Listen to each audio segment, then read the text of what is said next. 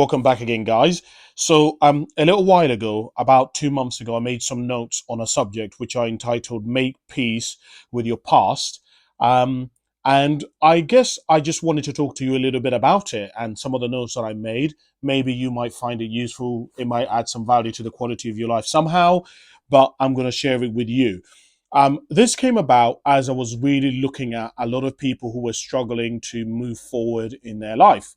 And I wanted to try and understand why is it that so many people struggle to make it and move forward and have success and make progress and have growth in their life, whilst some people do. Some people do manage to achieve success. Some people do manage to overcome they, their adversity and their challenges, and manage to go on to live the most remarkable life. That's what essentially I was trying to understand. And I began to realize that this thing called the past plays quite a major role. And so I guess that's really where we should begin. Every single one of us has a past. Whether you like it or not, all of us have a past. Don't be deceived by people who you see who are successful and think that they don't have a past. It's just that some people have managed to overcome their adversity and their past, whether that be they used to be alcoholics, they used to struggle with their mental health, they used to not like the way that their body was, they used to have a lot of health problems, meaning asthma, meaning diabetes, whatever it may be for them. Those people who you look at and you see and you admire, they had challenges. There is a saying in counseling which goes something on the lines of there is no hierarchy in suffering.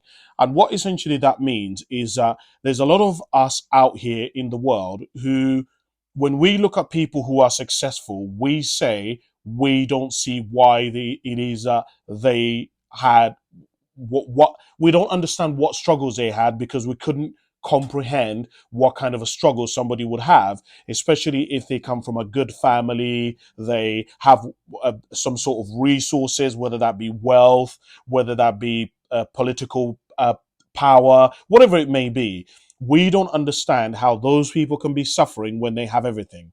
But I think one of the things that a lot of us forget is that you can't buy peace. You cannot inherit peace, and peace is what for a lot of us we're looking for.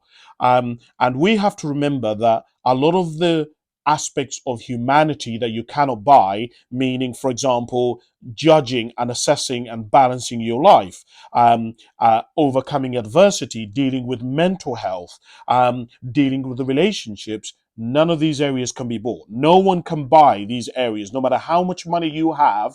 You cannot simply buy a good quality marriage. It just cannot be done. And so, one of the things that I would share with you in the first point is that every single one of us does have a past. Do not be deceived and in thinking that just because you've met somebody at the at a season in their life where they're successful, where they're doing well for themselves, it doesn't mean that they didn't have adversity. They did. It's just that we all have different adversity. For some of us, it's to do with mental health. For some of us, it's to do with our parents. For some of us, it's to do with our confidence. For some of us, it's to do with our body. For some of us, it's making money or getting into debt. We all had different adversities, but don't be deluded in thinking, oh, well, Kasim, yours looks so positive and so motivated. It doesn't mean I haven't had an adversity. I grew up in Africa.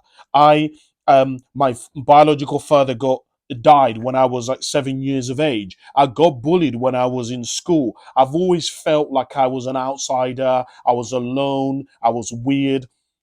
And I had to really struggle with a lot of these, right? I struggled with alcoholism. I struggled with money and debt and managing of my money. I really struggled with a lot of these things. And so you've met me at a point in my life where I've kind of managed to grow and improve in some of these areas. I'm not at 10, I'm probably at 6 at most of these areas. So don't look at me and think that I'm doing so well. The second thing that I wrote down here is that some people season well as they get older. But on the opposite side of that is people also do not season as they get older. So the great thing about life, particularly if you're a man, is that as we lads, as we get older, according to the data and according to all the statistics, our life will improve.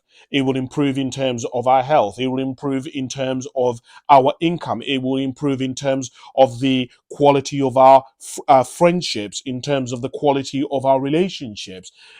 It's going to improve because we're going to have more confidence, more awareness, more understanding, more wisdom, more opportunities are going to be presented to us as we accrue more resources. So the great thing about getting older is if we have put in the work, if we have grinded and we have put the effort in and we have been intentional and we have planned and we have built and we have strategically positioned ourselves in our life as we get older is going to be absolutely incredible. But in me saying that, I also have to balance things out and tell you, for a lot of us guys and women, our lives are going to actually get worse as we get older. In terms of, if you don't look after your health, you're going to have more health problems as you get older: diabetes, high cholesterol, dot, dot, dot, and I could go on. If you don't have money and you want to raise a family, or maybe you're struggling with trying to start a family in terms of going to have IVF, you're not going to have the resources to be able to do it. Right? So, yes, of course, money isn't everything, but money does help. It's really important. It's an aspect of life, right? We can't just simply disregard aspects of life that we don't like. And everyone, whether we're in the UK, whether we're in Mongolia, whether we're in Egypt, all of us have to strike a balance between creating an income and also living an authentic kind of life. We can't just simply go after money, because then it neglects other aspects of human being, of being a human being. But also we can't just simply focus on, well, on just family and relationships. We need income, we need money. So that's the second thing. And so I guess what I would ask you is your life going to get better as you get older? And secondly, can you prove it? Can your life back up the claims that you're making? You know, I was talking to my friend the other day, and he was saying to me that he wants a woman to get with him and a woman to marry him before he becomes a successful footballer. And I said, that's one hell of a risk, Razvan, that you want people you want a woman to take. You want her to marry you, but when I ask you to prove to me what evidence you have to prove that you're going to become a successful footballer, you don't have any evidence. That's a massive thing that you're asking for a woman, a massive risk that you want her to take. And so part of that is with you, if you're thinking, Kasim, I am going to become successful, my life is going to get better. The question is, can you prove it? Can your life actually back up the statements that you're making? If I came and followed you around, would I be very obvious? It would be very obvious to me that I can tell, man, in 5, 6 years, you're going to have an incredible body. You're going to have incredible confidence. You're going to have great connections. You're going to have a great career ahead of you. You're going to be earning great income. Can your life actually back that up? Would be the thing that I would say to you. The other note that I made here is that seasoning comes from suffering. It doesn't come with age. People tend to think, and again, this is actually connected to that first point. A lot of people tend to think that age automatically brings wisdom. Age automatically brings income. Age automatically brings incredible friendships. This is not true. I'm sorry to be the bearer of bad news, but this is not true. In fact, if you speak to people who are 30 or 40, many of them will tell you that actually they have less friends now that they're older than they did when they were younger. And they're struggling to make friends, but they actually do want friends. If you speak to people who had no money and did not strategically position their life in a way as so as to increase their skills, increase their knowledge so that they can increase their income and move up the ladder, if they're in their 30s or 40s, they're really struggling to be able to compete with people who are in their 20s. Remember that if you're 40, you're still in the marketplace with guys who are 23, 24, 25. And a 23, a 24, and a 25-year-old is got more energy, more vigor, more fight, more ambition, a lot of the time than a guy who is 40 or 50 years of age. Now, that does not mean that there's not exceptions to every rule. There's always an exception to every rule. But what I would say to you is, don't be one of these people who falls into the trap of saying, I am the exception. I've said this and I say this a lot, actually, more to the students that I teach. And one of the things that I'm constantly saying to them is that you've got to stop thinking that you're an exception.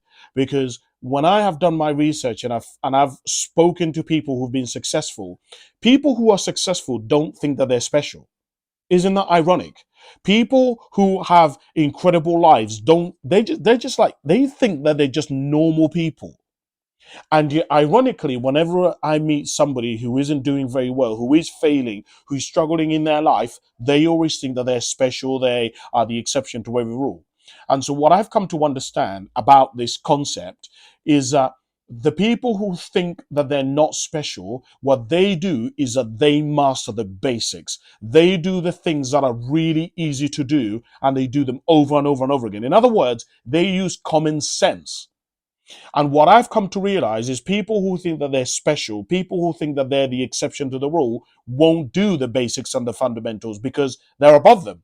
Why would Lionel Messi do passing if he's as good as he is?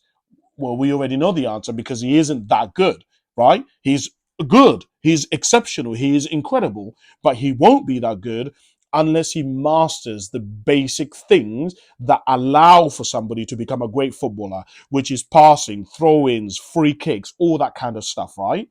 And so I will say to you that you must understand that age isn't necessarily going to improve things for you.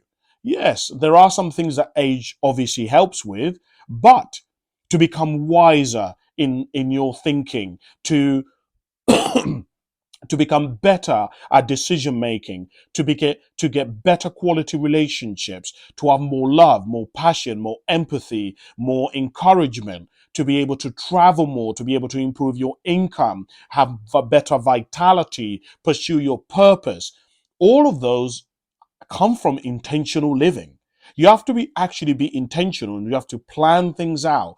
If you're somebody who's saying that you want to be earning 150K in the next 5 years, that is not going to happen with age. That has to be something which is strategic. That has to be something which is planned out. That has to be something which you actually acquire new skills, new knowledge. You put yourself in the right environments with the right people. You ask the right questions, right? That is how you improve your life, not just simply by age, but also by strategy. The next thing that I wrote down here is in order to become well seasoned, you have to endure fluctuations. This is so important. I've come to realize, every year I have a word that I live my life by. This year, my word is the word patience. And the reason why I chose that word is because I am a person who wants things now. I am the kind of person who will want results now. I am the kind of person who wants to move things forward. I don't want to be waiting weeks and months and years for things. If I can expedite something, expedite, you know the word I'm trying to use. If I can expedite something, I want to be able to do it. If I can speed it up, if I can get there faster, still with the same quality and produce the same results, I would like to be able to do it, right? And so what my issue is, though, is that sometimes I've sacrificed quality in order to get to the finish line, right? I've forgotten that sometimes not every aspect of life is about winning, but it's actually about the journey. And more to the point of what I really want to get across here is that some of us in the quest to win are forgetting that there's a reason why there are steps to everything. There's a reason why there's stages to everything, because the lessons that we've learned sometimes are much more valuable than the prize which we've won or we could have won. Right? Sometimes the journey that it takes to discover how to solve a certain problem or how to overcome a certain issue that we're facing, that in itself is more valuable than winning the gold medal. The friendships that we accrue and the depth of those friendships sometimes is so much more meaningful to us than getting to where we want to get to. Now, listen, let's not be like smart here. I get it. Of course, winning is important. But what I say to people is don't ever make anything everything. Meaning, don't make winning everything. Don't make your friendship everything. Don't make your marriage everything. Don't make your health everything, right? There is a place for each aspect of life, and you want a life that is kind of well balanced out. Yes, sometimes you should focus on your health and keep it up. This is what I say to people. I say to people, you should always try and have as many aspects of your life at about a seven. If your health is at a seven, but you need to rebalance your life so that you can work on your on a project, that means it's okay for your health to go from a seven to a four. But it is much easier for your health to go from a four back up to a seven than if your health was a four and drops down to a one, to get it from a one back to like a seven or an eight. It is very, very, very, very, very, very difficult, right? And so what I would share with you is part of life is the fluctuations. A lot of people don't want the bad. A lot of people don't want the times when there is darkness. They don't want the times when things are not going right. But actually, in order to overcome your past, in order to move forward, there is a purpose for your past. There is a purpose for things not going right. There's a purpose for people betraying you. There's a purpose for things, for God taking you off the path that you thought that you should be on.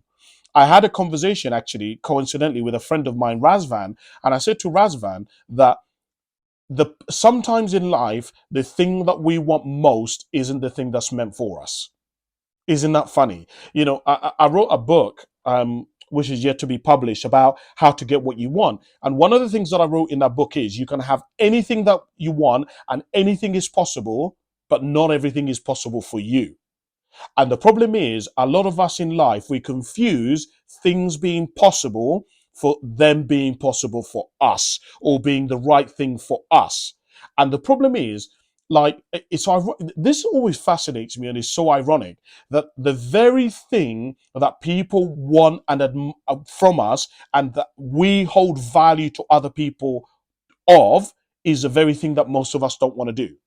Some of us are really, really, really great at singing, but singing takes us out of our comfort zone, and we don't want to be the center of attention. But yeah, the singing is what is most valuable to other people, right? And for a lot of us, we're struggling to find our purpose because our purpose requires that we go outside of what we want to do and we focus on what actually provides value for other people. Not to go off topic slightly here, but this is one of the things that I think a lot of people struggle with. People struggle to understand that if you're trying to figure out what you want to do in life, you shouldn't be, most people do it backwards. What you should be asking is, what do people need? And then finding a way to solve whatever people need based on what you can do. Not the other way around, because most people, they find the money that they want and then try to work backwards by trying to become that kind of person. No, no, no, it doesn't work like that, right? You cannot.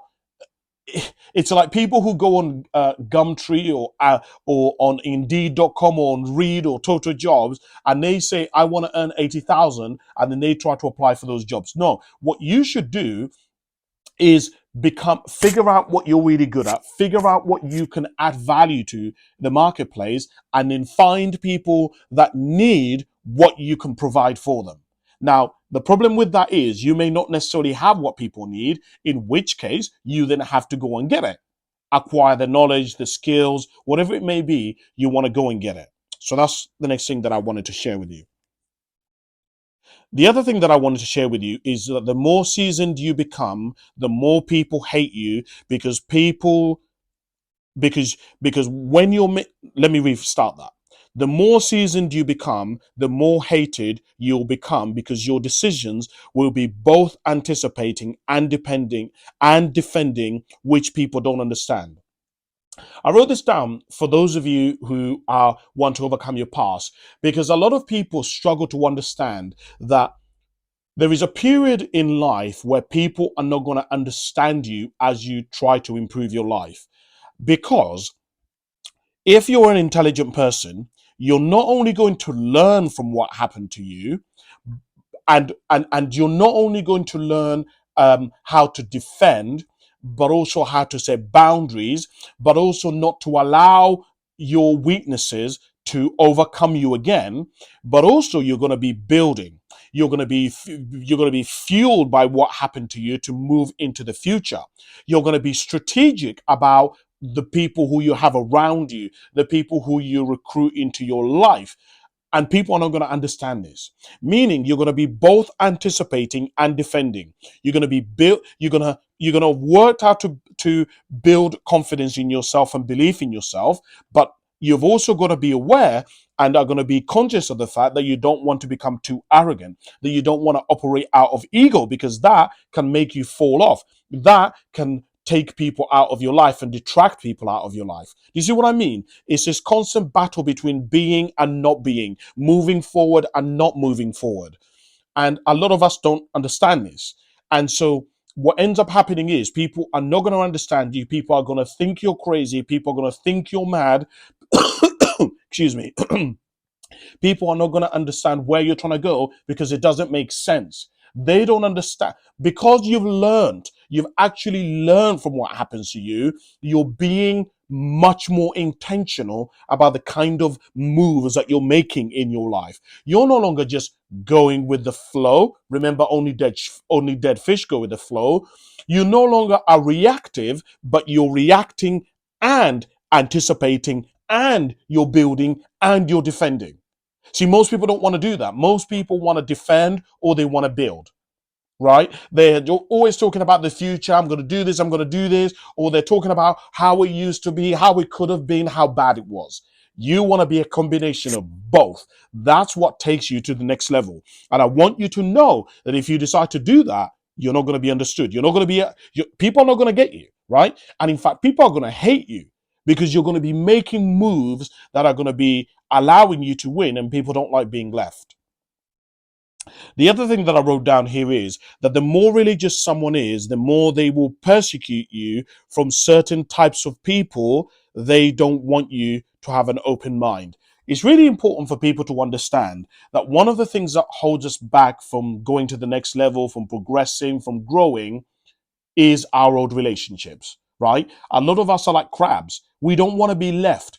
I've tried to explain this to people, but I don't think people understand. People don't like being left. People don't like feeling abandoned. And people will would sabotage you. Even your own friends and family, in fact, it usually is your own friends and family, will sabotage you to stop you from leaving them. I know that sounds crazy, but I say to people all the time, isn't it? Where do you know all these tabloids? Where do they get in the information about people? People who are getting divorced, people who are having a child. Where do they get this information from?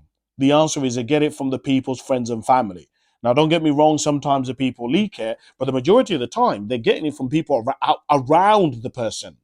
The people will do crazy things for not to be left. They will do crazy things for money, and it's really, really important to understand that. And so, if you do come from a religious family, or you come from a family where people have very strong beliefs about certain things, don't be surprised if they persecute you for hanging around with certain types of people. And I say this because if you're going to grow and you're going to progress, you're going to have to update the people who you're hanging around with, right? You have no choice. If you're somebody who wants to become a golfer, and you want to become an Olympian, that means most of your friends are going to become Olympians. That means most of your friends are going to become golfers. If you want to get into business, that means the things that you're going to be listening to, the podcasts, the books, all of them are going to be from people who are in business, who've accomplished business, who are giving advice on businesses, right? And that may not necessarily reflect where you have been. Because if you've come from a background where everyone is employed by a company, and you're now looking to be the first self-employed person that they've ever heard of in their cycle, in their circle, then is it really that much of a surprise that they're going to be trying to pull you down? Answer is no, of course it's not. The last thing that I wrote down here um, is what you went through going to be worth it? And this is really what I want to finish on. And I say this only because so many of us go through things in life, but we it's for nothing. If you look at our life doesn't justify the suffering that we've endured. And so, what I would share with you is if you want to progress and achieve success and become a winner and get all the accolades and move forward and have growth, you're going to have to make the past worth it. You're going to have to make the suffering worth it.